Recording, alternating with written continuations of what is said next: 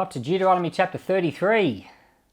This is the blessing which Moses, the man of God, blessed the children of Israel before his death. He said, Yahweh came from Sinai and rose from Seir to them. He shone from Mount Paran, he came from the 10,000s of holy ones. At his right hand was a fiery law for them. Yes, he loves the people. All his saints are in your hand. They sat down at your feet. Each receives your words. Moses commanded us a law, an inheritance for the assembly of Jacob. He was king in Jeshurun, when the heads of the people were gathered, all the tribes of Israel together. Let Reuben live and not die, nor let his men be few. This is for Judah, he said. Hear Yahweh, the voice of Judah.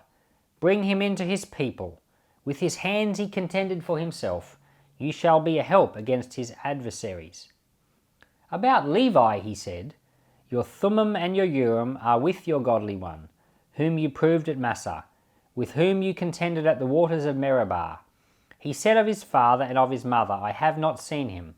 He didn't acknowledge his brothers, nor did he know his own children, for they have observed your word and keep your covenant. They shall teach Jacob your ordinances and Israel your law. They shall put incense before you and whole burnt offerings on your altar.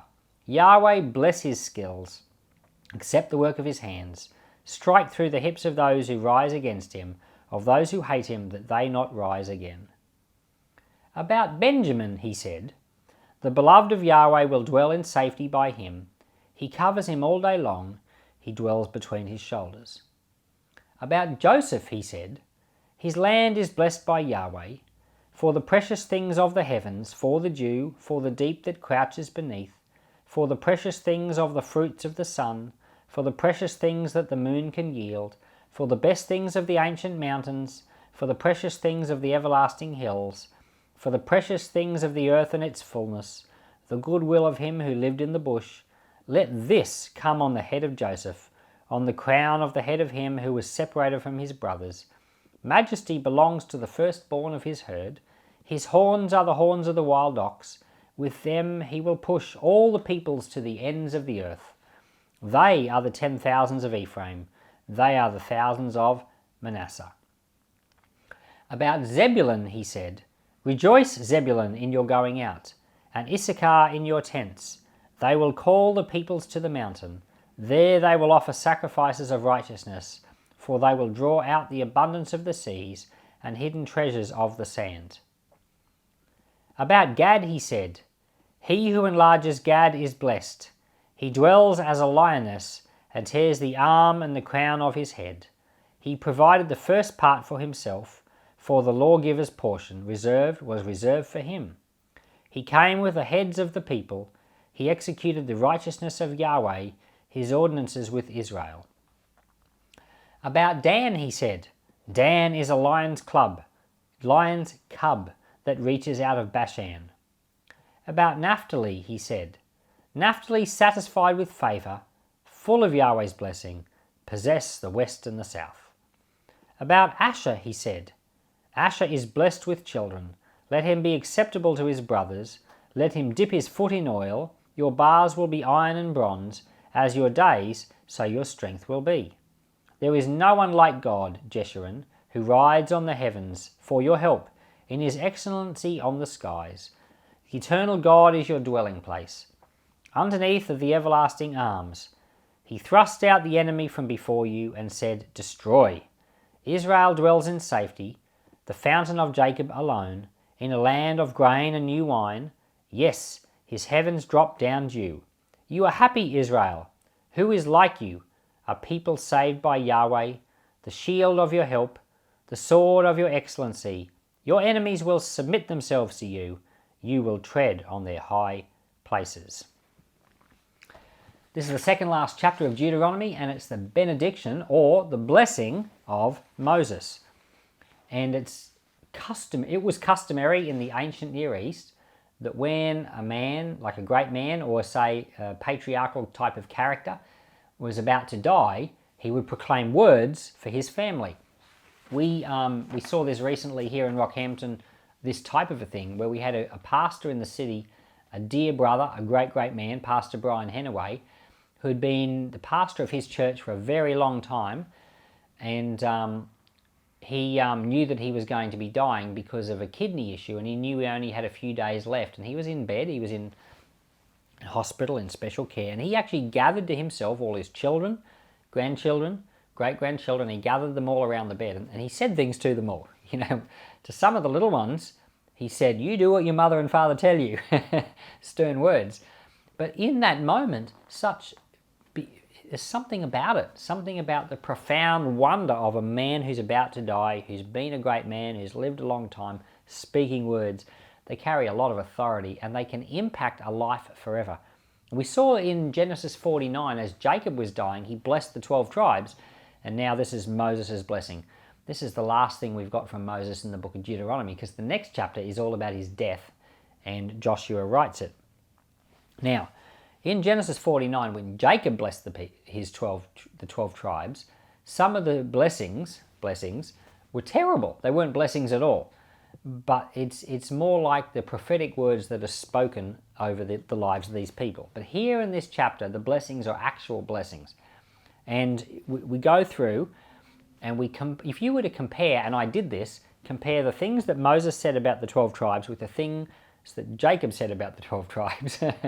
The things that Jacob said were so correct. They were so accurate prophetically, like he predicted things. It was like Jacob's blessing was more like a prophecy.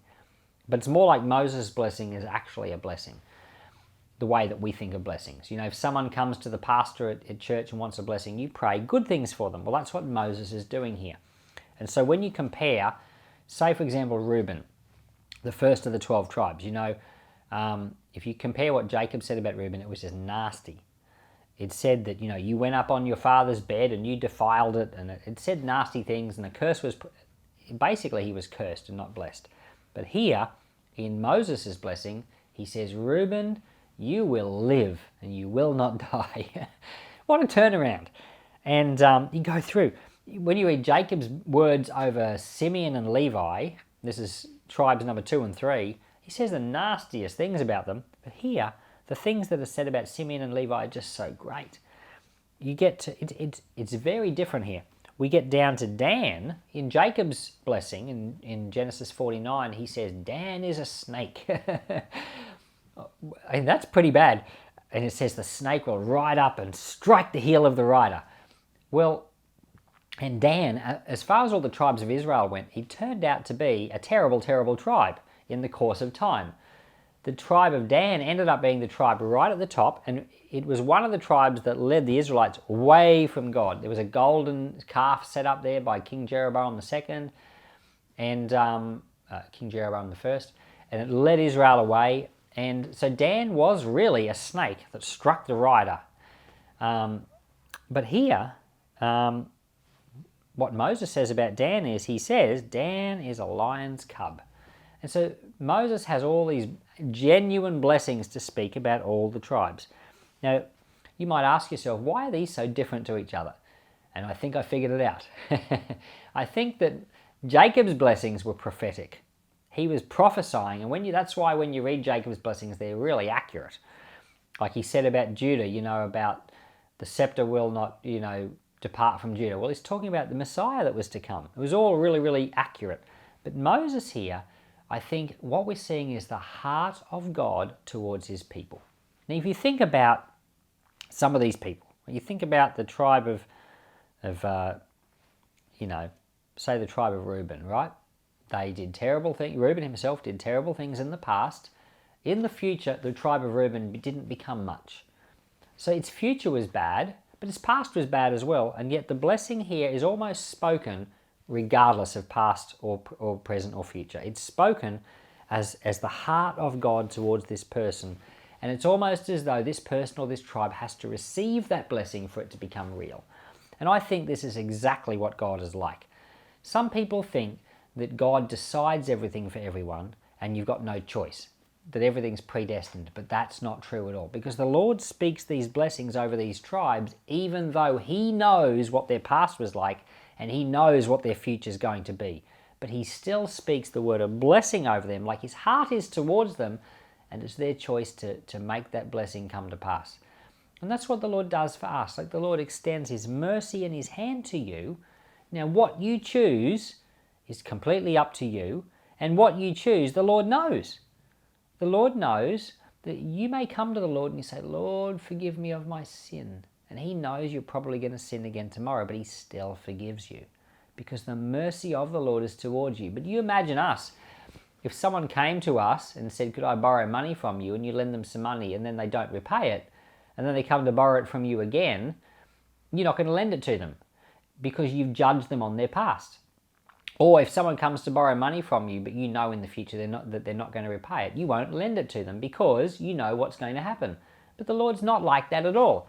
The Lord doesn't treat you as your past or your future deserve. He speaks blessing over you, and it's your choice that will bring you into the blessing that is there for you. And this is what the blessing of Moses is like. God knows the past of all these tribes, which were full of terrible things. He knows the future of these tribes, which is definitely full of terrible things, which we know what's going to come in the Bible. God knows what they've done. God knows what they're going to do, but yet he holds out blessing for them regardless. And I think this is just one of the most wonderful chapters in the Bible because we can compare with what they had done. We can compare with what they were going to do, and yet we can see the heart of God so just wanting them to do well. This here is the cross of Jesus Christ in a blessing for us. It's the heart of God for all his people. So it doesn't matter what you've done. It doesn't matter what you're going to do. The Lord offers out to you a blessing, and he just wants you to walk with him and let it become the reality. So Father, thank you for the blessing of Moses, and thank you for all the words of Moses that we have enjoyed and contemplated the last 6 months. As we've gone through the Bible from Genesis 1 right now up to here, Deuteronomy 33, the last chapter written by Moses. And I thank you for all the things that have been said to us and all that we have learned. And I just pray, Lord, that you'd bring us into the blessings that you have for us, that you hold out for us. In Jesus' name, amen.